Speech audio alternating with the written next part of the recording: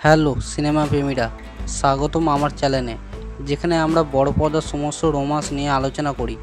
আপনি যদি একজন রোমান্টিক মানুষ হন, দুঃখজনক প্রেমের গল্প শুনতে পছন্দ করেন এবং দেখতে পছন্দ করেন, শুধুমাত্র পারফেক্ট সিনেমা খুঁজছেন, তাহলে আপনি সঠিক জায়গায় এসেছেন।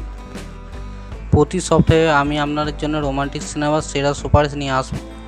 চিরকালীন ক্লাসিক থেকে শুরু করে সেই সব অজানা রত্ন যেগুলি আপনার হৃদয় ছুঁয়ে যাবে। আমি সিনেমার পুরো চরিত্রের মধ্যে রসায়নে এবং অবশ্যই সেই জাদু সম্পর্কে আলোচনা করব যা এই সিনেমাগুলিকে অমর করে তোলে। তাহলে পপকর্ন নিয়ে বসে পড়ুন, সোফায় আরাম করে শুয়ে পড়ুন এবং চলুন এই অসাধারণ প্রেমের গল্পগুলি কথা আলোচনা করি। সাবস্ক্রাইব করতে ভুলবে না, কারণ প্রেম তো মাত্র একটি ক্লিক দূরে।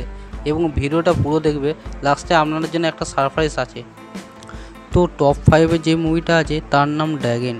ড্র্যাগন হলো 2025 সালের একটি ভারতীয় তামিল ভাষার নতুন প্রজন্মের কমেডি ড্রামা চলচ্চিত্র, যা পরিচালনা করেছেন অশ্বর মারুমুথু, যিনি প্রদীপ রঙ্গনাথের সাথে গল্পটির সহ লেখক। HS এন্টারটেইনমেন্ট প্রযোজিত এই চলচ্চিত্র প্রদীপ প্রধান চরিত্রে অভিনয় করেছেন এবং অনুপমা পরমেশ্বর, কায়েদুল লোহার, মাই স্ক্রিন, গৌতম বাসুদেব মেনন, KS রবি কুমার এবং জর্জ ম্যারিফান এই মুভিটার কাস্টে আছে। এই মুভিটার IMDb রেটিং 7.9।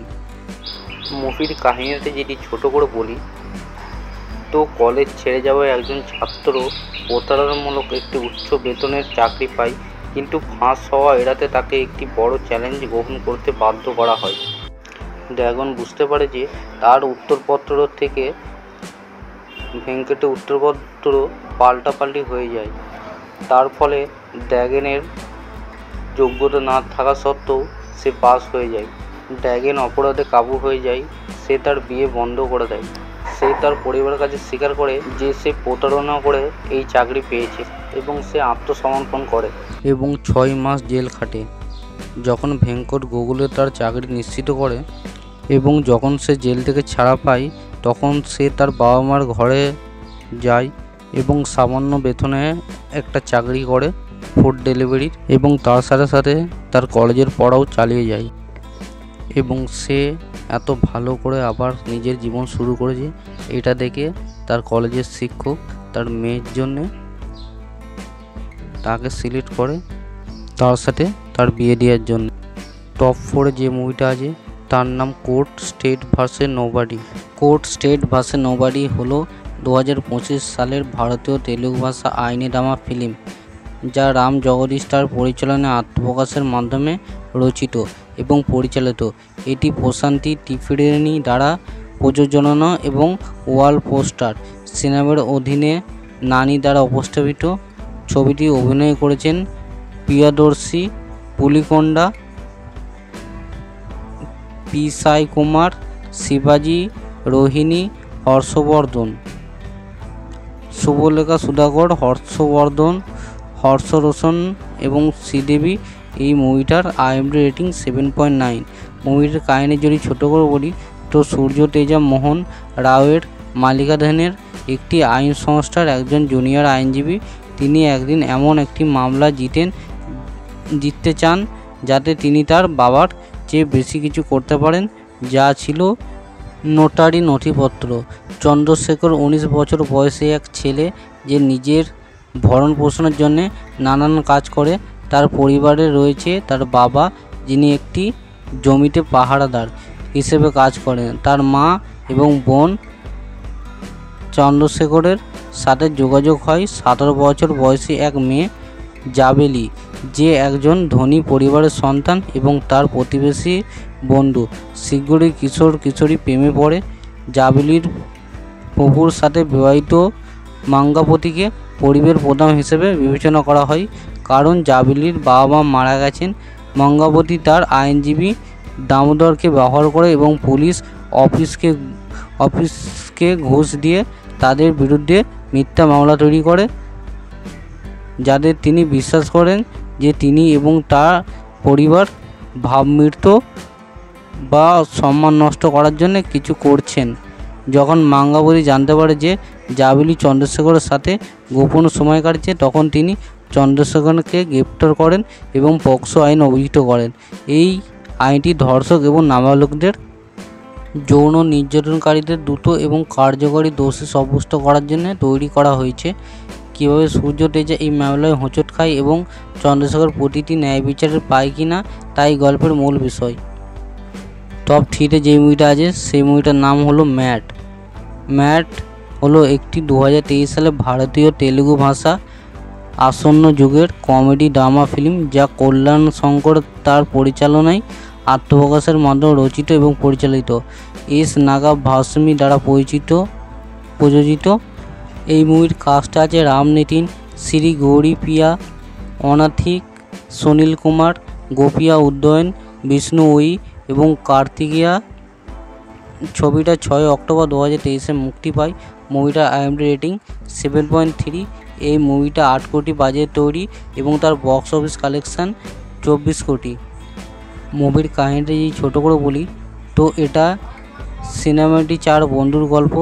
একটি ইঞ্জিনিয়ারিং কলেজে তাদের যাত্রা শুরু করে এবং তাদের সাথে কী হয় সেটা খুবই ভালোভাবে দেখায় এবং তাদের জীবন কেমনভাবে প্রেম আসে সেটাও খুবই ভালো করে দেখায়।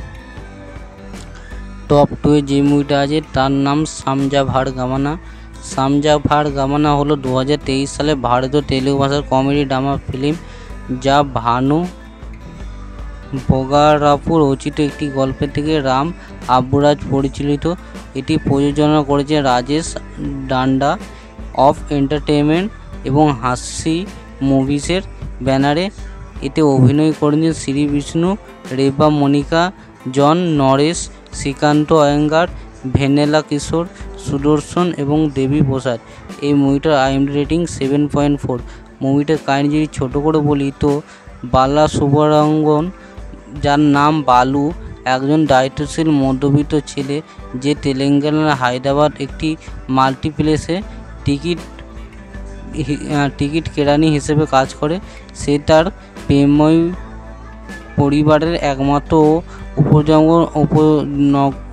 উপার্জনক্ষম ব্যক্তি এবং রোমান্টিক প্রেমিককে ঘৃণা করে। তার বাবা উমা মহেশ্বর রাও তার পৈতৃক সম্পত্তি পেতে স্নাতক ডিগ্রি অর্জনের চেষ্টা করেন, কিন্তু কোনো লাভ হয়নি। তার দাদা উইল অনুসারে তার বাবার স্নাতক ডিগ্রি অর্জনের উপর নিজে নির্ভর করে তার প্রচুর অর্থের উত্তরাধিকারী হবে। তার বাবার মাধ্যমে বালু সরোয়ার সাথে দেখা করে, পড়াশোনাও দুর্বল এবং তার পরিপূরক পরীক্ষায় উত্তীর্ণ হওয়ার চেষ্টা করছে। অবশেষে বালুর বাড়িতে প্রিয়ঙ্কিং গেস্ট হয়ে ওঠে। মজার ঘটনাগুলো একটি ধারাবাহিকতা। বালু তার বাবা এবং সরোয়ার টিউশনের দায়িত্ব নেয়। শীঘ্রই বালু এবং সরোয়া প্রেমে পড়ে। সরোয়া তার ডিগ্রি পাস করে তার শহরে ফিরে আসে।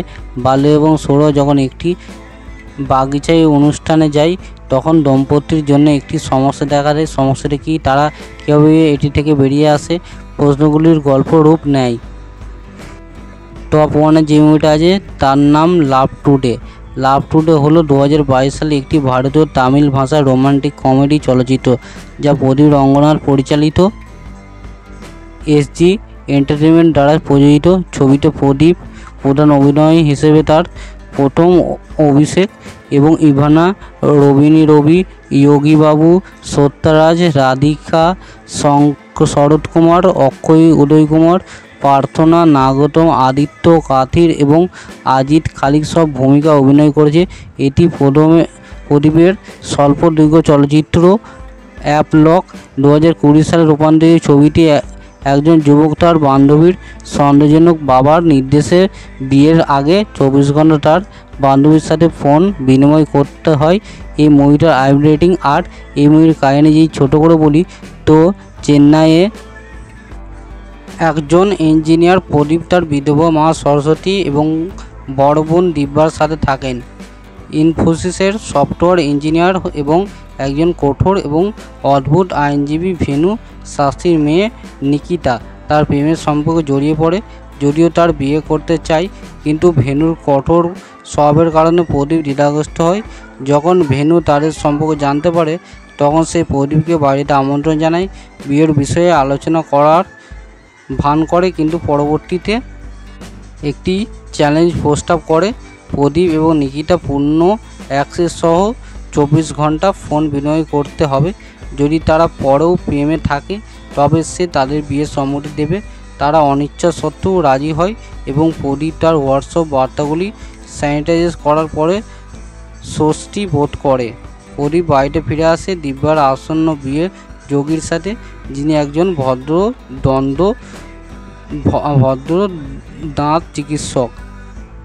এবং আপনাদের লাস্টে একটা সারপ্রাইজ আসে বলেছিলাম, এবং এই সারপ্রাইজটা হলো আপনি কমেন্টে লিখতে পারেন যে আপনার কি মুভি আসতে পারে, এবং যেই মুভিটা বলবেন সেই মুভিটা যদি আপনার বেশি লাইক পড়ে তাহলে আপনি পাবেন একটা মুভি টিকিট।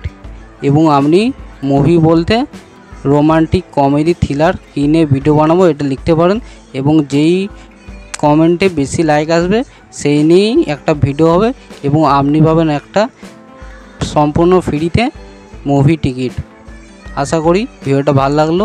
যদি ভালো লাগে ভিডিওটা লাইক, শেয়ার, সাবস্ক্রাইব করে দেবেন। আর এরকমই ভিডিও পেতে চোখ রাখুন আমাদের এই চ্যানেলে।